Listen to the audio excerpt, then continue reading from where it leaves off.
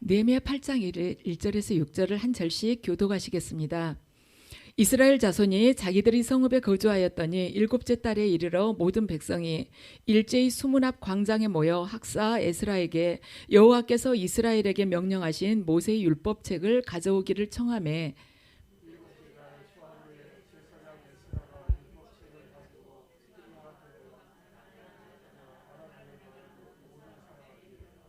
수문 앞 광장에서 새벽부터 정오까지 남자나 여자나 알아들을 만한 모든 사람 앞에서 읽음에 뭇 백성이 그 율법책에 귀를 기울였는데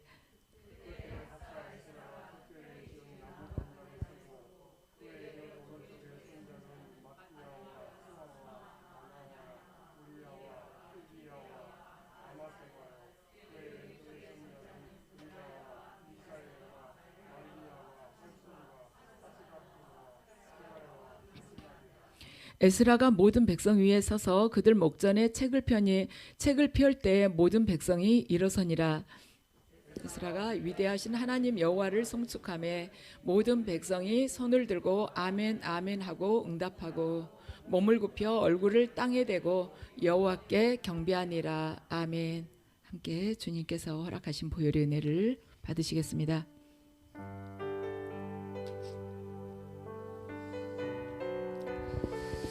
아버지, 이 시간 저희의 생각과 마음 가운데 주님의 보혈을 부어주셔서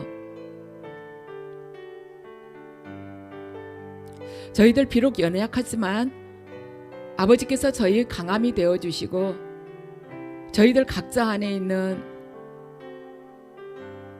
주님 뜻에 합당치 않는 것들을 모두 씻어주시옵소서.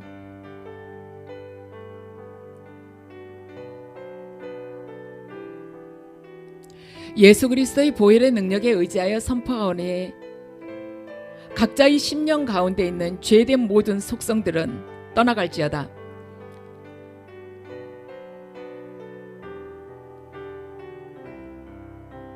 예수 그리스도의 보혈의 능력에 의지하여 선포하오니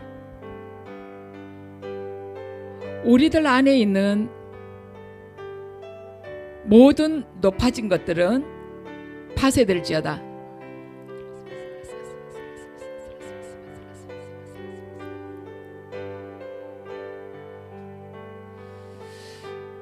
예수 그리스도의 보혈의 능력에 의지하여 선포하오니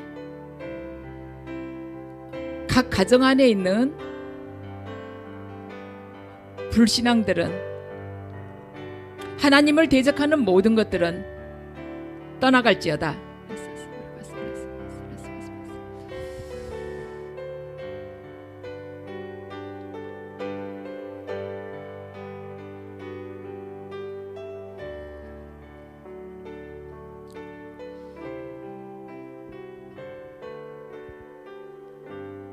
아멘.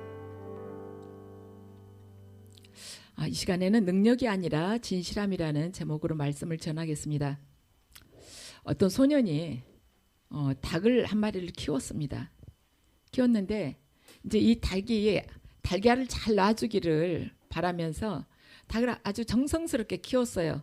그랬는데 이제 마침내 이 닭이 성장을 해가지고 달걀을 낳습니다. 근데 소년이 보기에는 달걀이 너무 작은 거예요. 그래가지고 실망을 했어요. 그래서 소년이 이제 시장을 나갔습니다. 나가서 가서 뭔가를 이제 사가지고 왔어요. 사가지고 와서 그 시장에서 사온 것을 자기 닭 앞에다 탁 내놨어요. 그런데 그게 뭐였냐면 타조알이었습니다. 그래가지고는 타조알을 딱 꺼내기면서 자기 닭한테 말을 했어요. 잘 좀 봐, 좀 노력 좀 해봐. 이렇게 큰 것 좀 놔보라고. 그렇게 이야기를 했습니다. 이 타조알 잘 보고 요만큼 큰 알 좀 놔봐. 닭이 아무리 타조알 보고 노력을 해도 그렇게 타조알이 커지질 않는 거예요. 타조알처럼 알이 커지지 않는 것입니다. 닭은 계속해서 그 조그만 달걀을 낳은 것입니다. 소년이 그렇게 닭다를 했어도 닭은 안 됐어요. 바로 이것이 우리들의 모습이라는 것입니다. 아무리 예를 써도 우리가 제자리에 있다는 생각이 들 때가 많지 않습니까? 아무리 오늘 단단하게 결심을 해도 집에 돌아가면서 벌써 그 결심이 딱 무너진 느낌이 들지 않습니까? 근데 그런데 우리가 왜 예배를 드릴까? 예배 드리면서 나도 저렇게 살아야지 했는데 벌써 오늘 오후 되면은 딱 달라지는 자신의 모습을 보면서도 왜 우리 예배를 드릴까? 왜 또 성경을 그렇게 읽는 것일까? 우리가 그렇게 하는 것은요, 그렇게 함으로 인해서 이번에 내가 꼭 달라질 거다, 이런 확신 때문에 그러는 것이 아니라 우리가 하나님의 신실함을 믿기 때문에 우리가 그렇게 하고 있는 것입니다. 우리가 결심 뭐 100번 한다 해서 됩니까? 아무리 결심한다고 해서 닭이 타조알을 낳겠습니까? 안 되는 거예요, 우리 힘으로는. 한 10여 년 전에 이스라엘 백성들이 회개하고 온 백성 가운데 부흥의 물결이 일어났을 때 느헤미야는 이 예루살렘에서 총독의 임기를 마치고 다시 페르시아로 돌아가야 됐습니다. 그때 페르시아로 가면서 당시 제사장이었던 엘리야십을 불러요. 엘리야십을 불러가지고 백성들 잘 섬겨달라고 아주 부탁을 합니다. 백성들 잘 섬기고 꼭 하나님 뜻을 이루고 그리고 하나님 나라 이루어달라고 부탁을 해요. 그러니까 이 말 들은 엘리야십이 걱정하지 말라고 그렇게 이야기를 합니다. 그러고는 느헤미야는 떠났어요. 근데 몇 년 후에 느헤미야가 와서 보니까 이제 예루살렘 총독으로 두 번째 이제 임기를 맞아서 왔죠. 왔는데 예루살렘이 아주 엉망이었습니다. 어떻게 엉망이었냐면, 자, 느헤미야 13장 4절에서 7절을 함께 읽으시겠습니다. 함께 읽으시죠. 이전에 우리 하나님의 전의 방을 맡은 제사장 엘리야십이 도비야와 연락이 있었으므로 도비야를 위하여 한 큰 방을 만들었으니 그 방은 원래 소재들과 유황과 그릇과 또 레위 사람들과 노래하는 자들과 문지기들에게 11조로 주는 곡물과 새 포도주의 기름과 또 제사장들에게 주는 거제물을 두는 곳이라. 아멘. 엘리야십 대제사장은 느헤미야를 가장 괴롭혔던 산발랏을 자기의 증손녀와 결혼을 시켰습니다. 결혼을 시켜가지고 사위를 삼은 거예요. 산발랏을. 여러분들 산발랏 이름 다 기억하시죠? 그리고는 자기의 권력을 지키기 위해서 도비야라는 아주 잔인하고 비열한 사람을 데려다가 성전의 재정을 맡겼어요. 지금 오늘 방금 읽었던 4절에서 7절까지가 그 말씀입니다. 하고 재정을 맡았던 도비야는 그 제사장들에게 월급을 주지 않았습니다. 그러니까 제사장들이 어떻게 살겠어요? 그래서 레위인들이 생활비를 안 주니까 제사장직을 다 떠났어요. 그래가지고 제사가 끊어지고 예배가 없어진 것입니다. 그래서 레위인들도 없는데 어떻게 유월절을 지키겠습니까? 유월절도 지키지 않았고 이스라엘 백성들은 다시 이방인들과 다시 혼인을 하게 됐어요. 그러면서 율법을 떠나게 되었습니다.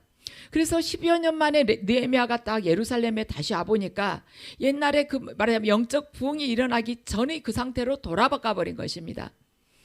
그런데 그것을 본 느헤미야가 사람이 어떤 문제에 대해서 실망을 할 때는 두 가지 현상이 나타나거든요. 아주 실망했을 때 포기해버릴까? 이런 포기할까 하는 그런 마음이 나타난가 하면 그냥 되는 대로 살지, 남들도 입 다물고 가만히 있는데 하면서 그냥 방관하면서 거기 그냥 떠밀려가면서 그냥 사는 것입니다. 적극적으로 호응은 해주지는 않지만 그냥 조용히 있지 이러고 말아버리는 거예요. 그런데 느헤미야는 이 두 가지 태도 중에 아무것도 취하지 않고 아주 분노를 냈습니다. 그래서 그 이스라엘 백성들이 율법을 떠나가 버리고 제사가 끊어진 것을 본 느헤미야가 성전에 올라가서 아주 화를 낸 것입니다. 성전 재정을 맡았던 이 도비야의 방으로 가서는 도비야의 그 방에 있는 그 세간들을 전부 다 밖으로 내던져버렸어요. 도비야 나가라고. 그래서 다시 느헤미야가 제사를 회복을 하게 된 것입니다. 그리고 이방인들과 혼인을 하지 못하게 하고 유월절 안식일을 다시 지키게 한 것이죠. 이것이 바로 느헤미야가 페르시아 가기 전에 했었던 일인데 다시 돌아와서 또 이 일을 하고 있는 것입니다.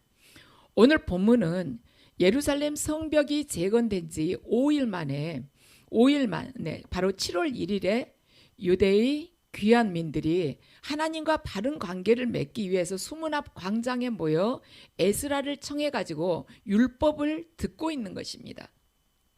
이스라엘 백성들은 예루살렘 성곽이 다 완성이 되었지만 그들이 이제 깨닫게 됐어요. 아, 예루살렘 성곽이 완성되었다 해서 저 성곽이 우리를 지켜주지는 못한다.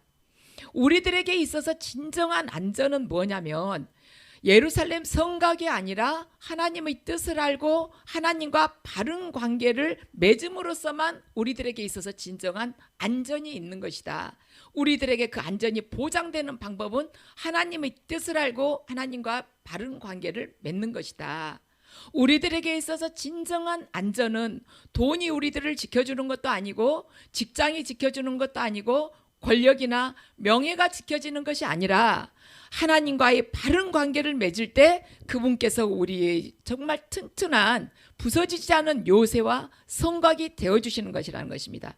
그래서 이스라엘 백성들이 에스라가 낭독한 율법을 듣고 깨닫고 회개를 하는 것입니다.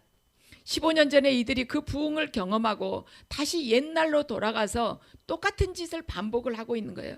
우리 간혹 그러죠. 어떤 집회 가가지고 은혜 많이 받으면은 나 이제 이렇게 살지 않으라. 과거처럼 절대로 살지 않으리라. 내가 이제 변화되리라. 그리고 우리 가정도 바꾸리라 하고 우리가 결심해 보지 않습니까? 내가 그동안에 마음 아프게 한 사람 다 가서 용서하고 다시 화해를 청하리라. 이런 마음들 갖지 않습니까? 그런데 조금 시간이 지나가면 그것이 퇴색하잖아요. 자, 15년 전에 에스라가 이렇게 말씀을 전했을 때 이들이 막 회개하고 그랬는데 다시 돌아가 버렸어요.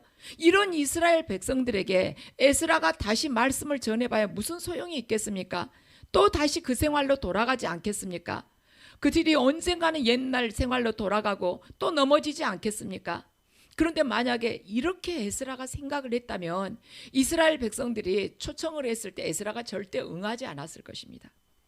그런데 에스라가 찾아왔어요. 15년 전에 실패했지만 에스라가 이번에는 꼭 성공할 것이다. 이들이 반드시 주님의 그 율법을 듣고 다시 그들 안에서 회개가 일어나고 영적인 부흥이 일어나게 되면 절대로 그 자리로 옛날 자리로 돌아가지 않을 것이다 하고 이들에 대해서 믿고 지금 온 것이 아닙니다. 에스라가 이들이 초청하는 데 대해서 온 것은 뭐냐면 이스라엘 백성들이 회심을 하고 정말 달라질 거라 그렇게 생각하고 기대하고 온 것이 아니라 하나님을 믿은 거예요. 이스라엘 백성과 언약을 맺으시고 이 백성들을 인도하실 하나님의 신실하심을 믿었기 때문에 에스라가 왔다는 것입니다. 우리도 그래요. 넘어졌을 때 내 자신에 대해서 실망될 때가 너무나도 많습니다. 지금 몇 년인데 내가 그나마 교회에서 이런 역할을 하고 있으니까 이거라도 내가 이 자리라도 지키고 있지. 지금 나는 몇 년인데 왜 항상 이렇게 제자리 걸음만 하고 있어. 이렇게 실망이 될 때가 있어요. 내 자신은 항상 그래. 절대 타조화를 못 놔요. 그렇지만 우리가 하나님의 그 언약과 신실하심을 믿기 때문에 다시 일어서는 것입니다. 우리는 넘어져도 실패로 끝나지 않아요. 계속된 승리의 하나의 매듭인 것이죠. 세상 사람들이 볼 때는 실패가 우리에게서는 대나무의 매듭과 같다는 것입니다. 그래서 에스라는 하나님께서 이 백성들을 통해서 반드시 이루실 그 일, 하나님께서 원하신 것을 반드시 이루실 거라는 그 믿음이 있었기 때문에 이스라엘 백성들이 다시 부를 때 기쁜 마음으로 응한 것입니다. 여러분들 사람이 잘 변하겠어요? 안 변하겠어요? 여러분들 변한다고 믿으세요? 안 변하죠. 잘 안 변하죠. 변하지 않습니다. 설교를 하면 설교를 듣고 사람들이 변할 것 같은가? 잘 안 변합니다. 잘 안 변해요. 안 변한 게 뭐냐면 설교하는 저도 안 변해요. 그 설교한다고 뭐 끙끙 앓으면서 준비해온 저도 안 변하는데 30분 들은 여러분들이 쉽게 변하겠습니까? 그래서 이 설교자도 잘 안 변하는데 듣는 사람이 변하리라고 기대한다는 것은 아주 터무니없는 기대인 것이죠. 그럼에도 불구하고 왜 설교를 하냐? 그러면 차라리 하지 말지. 왜 설교를 그렇게 30분씩이나 하냐? 안 변할 것 같으면 5분만 하고 내려오지. 이런 생각이 들 수가 있죠. 그런데 이 설교를 하는 데 있어서는 주님께서 꼭 마음을 어루만져서 변화되게 해주시길 원하는 그런 간절함이 있고 성령님께서 꼭 변화시켜 주시길 하는 그런 간절함이 있고 또 하나는 뭐냐면 계속 지속적으로 예수 그리스도의 은혜를 기억하게 함으로 해서 주님을 떠나지 않게끔 하는 것, 그분을 기억하게 하는 것, 그것이 목적이라는 것입니다. 인간은요, 변하려면 똑같은 행동을 200번 이상 해야지 변한대요. 아주 귀가 닳도록 해야지 변하는 거예요. 이번에 저희 이제 가족들 모임이 있었거든요. 그랬는데 형제들이 하나같이 하는 말이 뭐냐면, 우리는 이제 아버지 기일이어 가지고 모였는데, 우리는 아버지로부터 참 귀한 걸 물려받았다. 근데 그러면서 내가 자녀를 키우다 보니까 아버지로부터 들었던 이야기가 똑같이 이렇게 해지더라 하면서 하는 이야기가, 아버지가 그 이야기 하셨거든요. 하면 된다, 하지 않으면 안 된다. 안 된다는 것은 사람이 결코 하지 않기 때문이다. 이 이야기를 저희가 자랄 때 1000번도 더 하셨거든요. 근데 형제들이 하나같이 자기도 모르는 새에 그 이야기를 자녀들한테 하고 있더라는 거예요. 1000번도 더 들으니까 이제 외운 것입니다. 60이 넘어도. 그래요. 인간이란 똑같은 행동을 200번 이상 해야지 그것이 자기 습관으로 이렇게 몸에 익은대요. 그래서 설교 중에 계속 예수 그리스도의 은혜를 또 강조하고 또 강조할 때 우리가 그 은혜에 감격하면서 그리스도 안에 머물게 된다는 것입니다. 우리가 받은 예수 그리스도의 은혜를 기억하게 하는 것이 설교의 목적이지, 사람을 변화시키는 것은 성령님께서 하시는 일인 것입니다. 사람은 잘 변하지 않습니다. 왜 그렇게 안 변할까? 사람들이 말로는 변하고 싶다고 하지만 실은 정말로 변하는 것을 원하지 않기 때문일 수 있다는 것입니다. 변하고 싶다, 나도 저렇게 되고 싶어, 하지만은 속내는 변하고 싶지 않다는 그런 마음이 많이 있기 때문이라는 것이죠. 변하고 싶은 마음은 있지만 왜 안 변하고 싶냐면, 변하려면 반드시 희생하는 것이 필요하거든요. 예전 것을 버리려면 반드시 아픔의 과정을 겪어야 되잖아요. 뭔가 포기해야 되잖아요. 희생을 해야 되잖아요. 그러니까 사람들이 안 변하는 것이에요. 나도 변하고 싶지만 내가 변하기 위해서는 지금까지 내 나름대로 이렇게 그려놓은 그 안전지대를 벗어나야 되는 거예요. 그게 얼마나 안전하고 편안했는데 그걸 벗어나야 되는데 그것에 대한 두려움이 있기 때문에 안 변하는 것이죠. 그래서 사람들이 변하려고 하는데 어떻게 하면 좋아요? 이렇게 이야기를 하는 사람은 쉽게 변할 수 있는 비결이나 어떤 방법을 지금 가르쳐 달라고 하는 것입니다. 지금 현재 내가 누리고 있는 이 안전지대, 아주 이 편안한 이 지대를 벗어나지 않고 또 많은 희생을 치르지 않고 변할 수 있는 길이 무엇일까? 그러면서 편안한 상태에서 더 말하자면 더 이상적인 방법으로 변하기를 원한다는 것이죠. 그런데 그걸 깨뜨리지 않고서는 변하기 어렵다는 것입니다. 저도 이렇게 건강검진을 하면 병원에서 하나같이 하는 말이 뭐냐면 운동하라고 그래요. 운동하라. 하루에 30분씩 이렇게 걸으라고 그러든지 뭐 무슨 운동을 하라 해가지고 제가 밖에 나가기는 옷 갈아입고 나가기는 귀찮으니까 집에서 해볼까 하고 실내 자전거를 샀어요. 30분씩만 하면 그게 아주 좋대요. 관절이랑. 그런데 그 30분이 어쩌면 그렇게 안 지나가는지 땀이 날 정도로 하라는데 땀 안 나도 시간이 안 지나가요. 그래서 제가 그걸 하면서 무슨 생각을 하냐면 운동 안 하면, 어떤 분들은 그러는데 운동을 안 하면 아주 찌뿌드해서 견딜 수가 없다고. 나도 운동 안 하면 찌뿌드해서 못 견뎌봤으면 좋겠다. 제가 그러거든요. 좋은 줄 알면서도 안 하는 거예요. 게을러서. 우리가 뭔가 변화되고 싶지만은 그 희생, 그 고통, 그걸 견디기 싫으니까 안 하는 것입니다. 그런데 사람들은 그걸 넘어설 경우에 성숙하다, 저 사람 참 어른스럽다 이러는 거죠. 의지가 강하다 이렇게 이야기를 하죠. 그래서 일반적으로 사람들이 말하는 성숙한 사람이라는 것은 뭐냐면 다른 누군가에게 의존하지 않고 자기 스스로 이렇게 앞길을 잘 헤쳐나가면서 문제를 해결하는 사람, 실수하지 않고 혼자 꿋꿋하게 잘 헤쳐나가는 사람, 그리고 자기의 말하자면 그 틀, 나쁜 습관도 그냥 과감하게 탁 털어버리는 사람, 그리고 남한테 도움 청하지 않고 또한 자신의 연약함으로 인해서 실패를 거듭하지 않고 이렇게 살아가는 사람, 그런 사람 보고 세상 속에서는 성숙한 사람이라고 합니다. 그러면 우리는 그런 사람 보고 세상 속에서는 성숙한 사람이라고 하는데 우리는 어떻게 하면 그러면 성숙한 믿음을 가질 수가 있을까? 절대 실망하지 않고 어떤 문제가 생긴다 할지라도 우울해하지 않고 또한 내 가정에 힘들고 슬픈 일이 생겨도 절대 슬퍼하지 않고 내색하지 않고 내 몸이 아무리 아파도 찌푸리지 않고 평온한 얼굴로 남한테 대하는 것, 그럴 때 성숙한 것일까? 세상 속에서는 그렇게 하면은 어른스럽다고 하죠. 꿋꿋하다고 이야기를 합니다. 그러면 내가 성숙한 믿음을 가지려면 아무리 힘들어도 그냥 꽉 어금니 물고 참는 것일까? 근데 그것이 아니라는 것입니다. 성경에서 성숙함은 그걸 의미하지 않습니다. 그것은요, 굉장히 독립된 사람을 뜻할 때 그걸 인용을 할 수는 있습니다. 바울은 전합니다. 무엇이 성숙한 것인지를. 고린도후서 12장 9절에서 10절 말씀입니다. 나에게 이르시기를 내 은혜가 내게 족하도다. 이는 내 능력이 약한 데서 온전하여짐이라 하신지라. 그러므로 도리어 크게 기뻐함으로 나의 여러 약한 것을 대하여 자랑하리니 이는 그리스도의 능력이 내게 머물게 하려 함이라. 아멘. 믿음에 있어서 성숙함은 뭐냐면 내가 할 수 있다고 말하는 것이 아니라 은혜가 없으면 할 수 없습니다. 이것이 바로 성숙한 믿음이라는 것이에요. 시간이 지날 수 있도록, 시간이 지나면서 내가 무엇을 더 잘할 수 있는 것이 아니라 나는 주님의 도우심이 없으면 아무것도 할 수가 없습니다.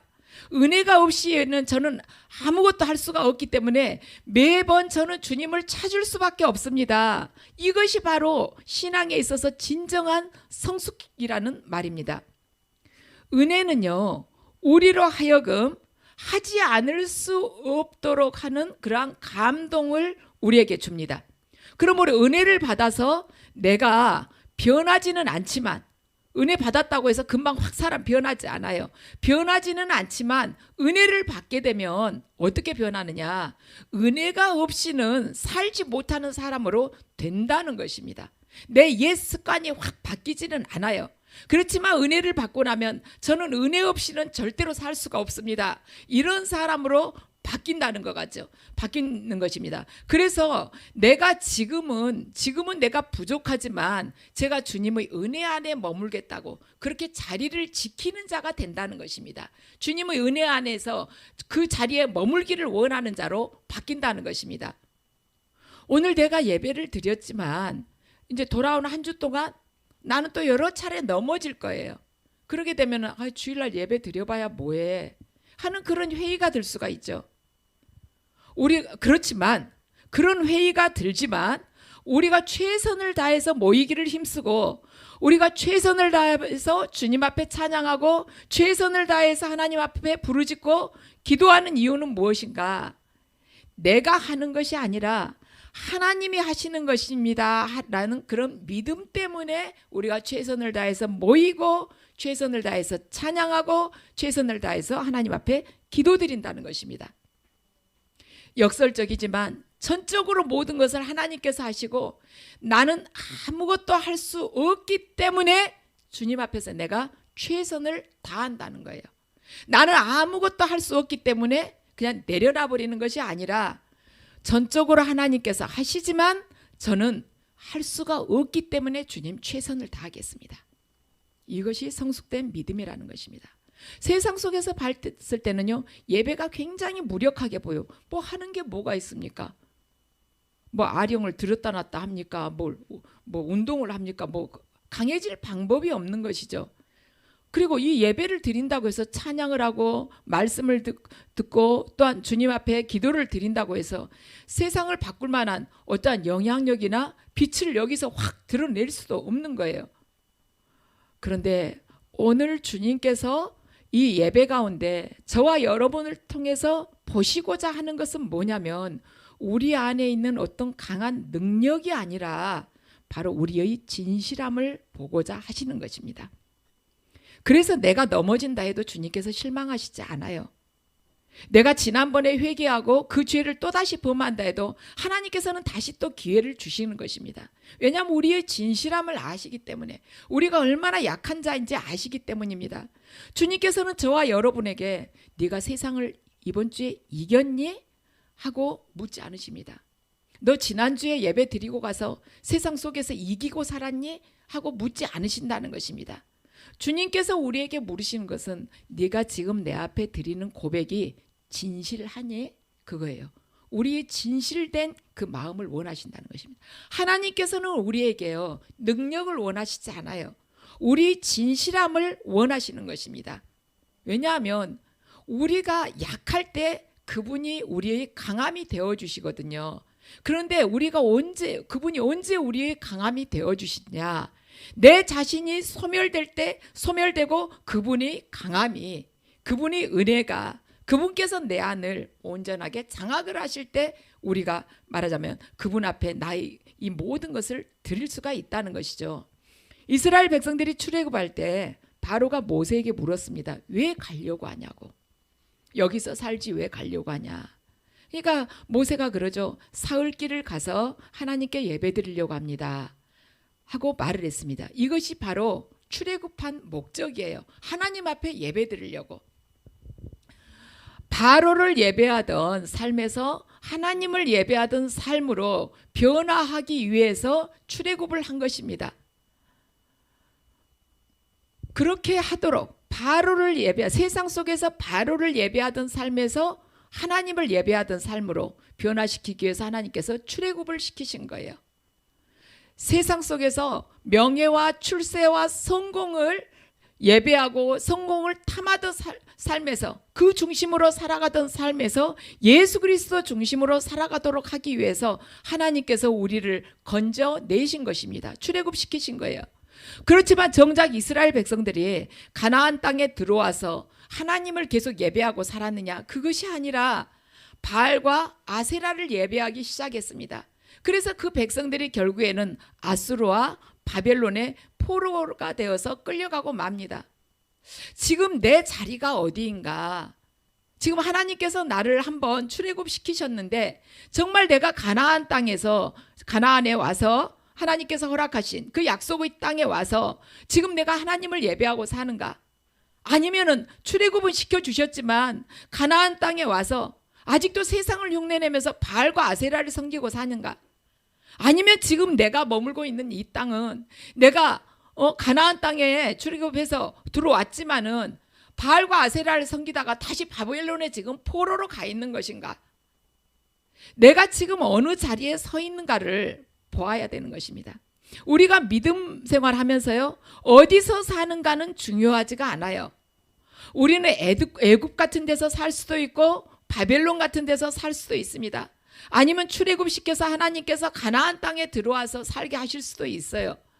그렇다면 가나안 땅에서 내가 지금도 하나님께서 원하시는 정말 여호와 하나님 예수 그리스도를 내가 섬기고 있느냐는 것이에요. 아니면은 바알과 아세라를 섬기고 있는가? 하나님께서 건지셨는데 도대체 내가 무엇을 섬기고 있느냐는 것입니다. 저와 여러분들이 지금 하나님을 예배하고 있는가예요. 지금 이 예배 가운데 여러분들께서 혹시라도 예배 가운데 은혜 받아가지고 내가 뭐가 해결이 돼야지 하고 생각하신다면 그건 예배의 본래 의미를 알지 못하는 것입니다. 예배는 드리기 위해서 오는 것이지 받아가기 위해서 오는 것이 아닙니다. 우리가 아버지를 기억하고 있다면 세상 속에서 우리들이 버려진 것처럼 보인다 할지라도 세상 속에서는 정말 우리가 꾀죄죄하고 멸시받을 만한 그러한 보잘것없는 존재처럼 보인다 할지라도 우리가 아버지를 기억하면서 살아간다면 하나님과 동행하는 아름다운 그 예배의 삶이 세상 속에서 우리를 통해서 이루어지는 것이고 우리가 아버지를 놓쳐버리게 된다면 이 성전 안에 우리가 머무른다 할지라도 세상에 있는 것과 애굽에 있는 것과 똑같다는 것입니다. 우리의 진실된 마음이 어디가 있냐는 것이에요. 우리는 절대로 두 가지를 사랑을 할 수가 없어요.